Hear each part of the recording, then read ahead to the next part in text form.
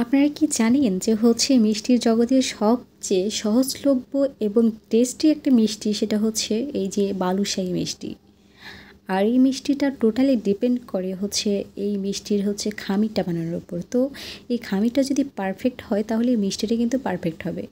তো এই মিষ্টির পারফেক্টনেসটা ধরে রাখার জন্য অবশ্যই আপনাকে এই পারফেক্ট একটা ডো তৈরি করে নিতে হবে, যেহেতু শুধুমাত্র এটা ময়দা দিয়েই তৈরি করা হয়। তো এই জন্য আমি এখানে 2 কাপ পরিমাণ ময়দা নিয়েছি, সাথে দিয়েছি 4 ভাগের 2 ভাগ পরিমাণ ঘি, অর্থাৎ 1 কাপের 4 ভাগের 2 ভাগ পরিমাণ আমি ঘি এখানে ইউজ করেছি।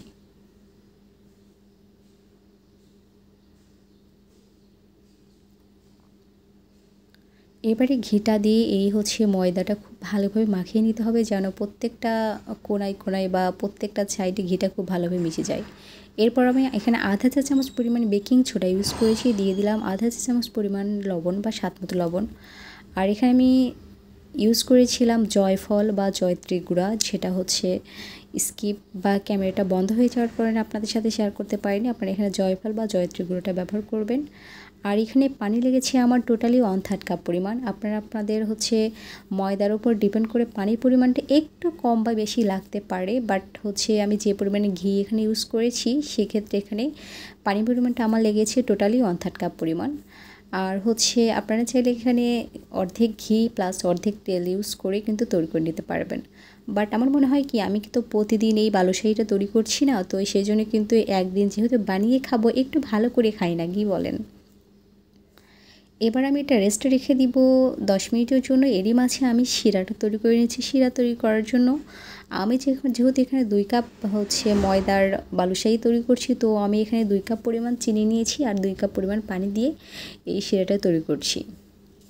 তো ফার্স্টে একটা প্যানের মধ্যে আমি দিয়ে দিলাম 2 কাপ পরিমাণ চিনি আর দিয়ে দিলাম এখানে 2 কাপ পরিমাণ পানি। এবার এই চিনি শিরাটা হতে থাক, এরই মাঝে আমি বালুশাহী মিষ্টির ভিতরে যে একটা পুর আমি দেবো সেটা তৈরি করে নিচ্ছি। তো পুরটা দেওয়ার জন্য আমি এখানে ইনস্ট্যান্ট মাও তৈরি করে নিচ্ছি।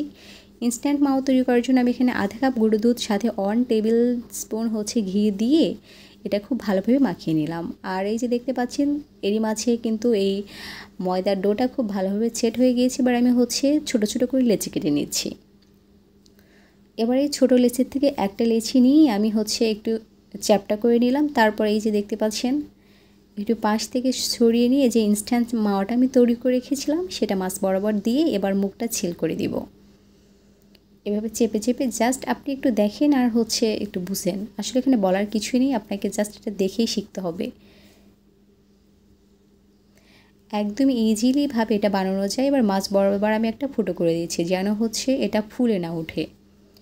এই জন্যই কিন্তু এই প্রসেসটা করা। আপনারা চাইলে কিন্তু এখানে ইনস্ট্যান্ট মাও ছাড়াও কিন্তু এই বালুশাহী মিষ্টিটা তৈরি করে নিতে পারবেন, কোনো সমস্যা নেই। তবে আমার কাছে মনে হয় এইভাবে তৈরি করলে টেস্টটা একটু ভালো হয়। এবার আমি ইনস্ট্যান্ট মাওয়া ছাড়াই আপনাদেরকে তৈরি করে দেখিয়ে দিচ্ছি। এই যে দেখতে পাচ্ছেন একটা লেচি আমি নিয়ে নিলাম, আর এই যে দেখেন আমার মেয়ে কিন্তু মাছ বরাবর হাত দিয়ে দিয়েছে। এবার চাপ দিয়ে আমি এই যে দেখেন, এটা কিন্তু আমি মাওয়া ছাড়াই তৈরি করে নিয়েছি। সেম পদ্ধতি অবলম্বন করে কিন্তু মাওয়া দিয়ে প্লাস মাওয়া ছাড়া আমি এই বালুশাহীগুলো তৈরি করে নিয়েছি।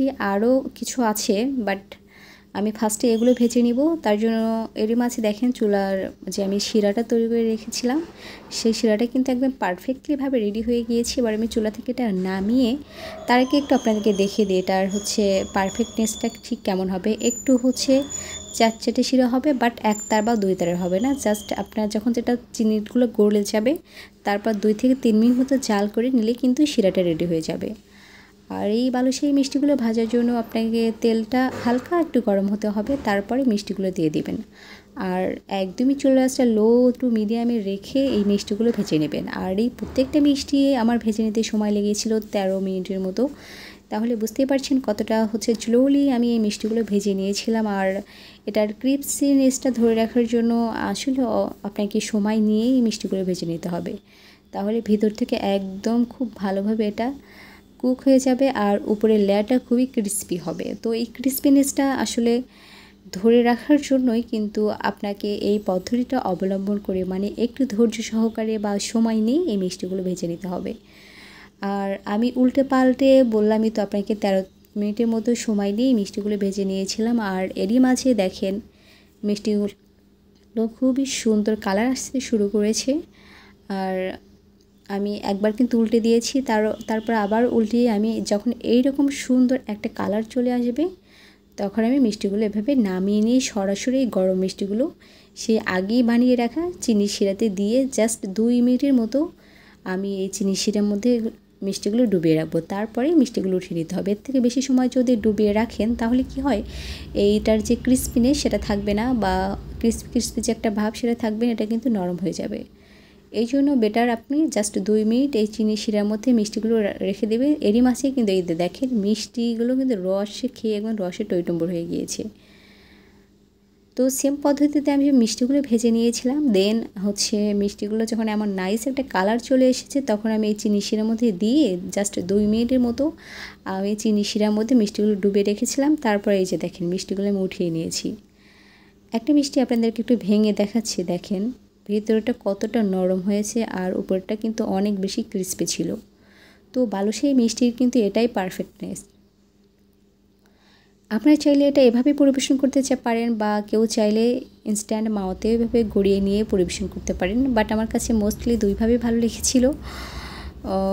তো আর কি বলবো, এভাবে সহজ রেসিপি বা পারফেক্ট রেসিপি পেতে হলে অবশ্যই আমার চ্যানেলে পাশে থাকতে হবে। আর আজকের মতো এ পর্যন্ত, সবাই ভালো থাকবেন। তবে একটা কথা বলে যে আমার চ্যানেলে কিন্তু অলরেডি অনেকগুলো বালুশাহী মিষ্টি রেসিপি দেওয়া আছে, আপনারা অবশ্যই প্রত্যেকটা রেসিপি ফলো করে বানিয়ে নিলে একদম পারফেক্ট রেজাল্টটাই পাবেন। তো আজকের মতো এ পর্যন্ত, সবাই ভালো থাকবেন, সুস্থ থাকবেন। আল্লাহ হাফিজ।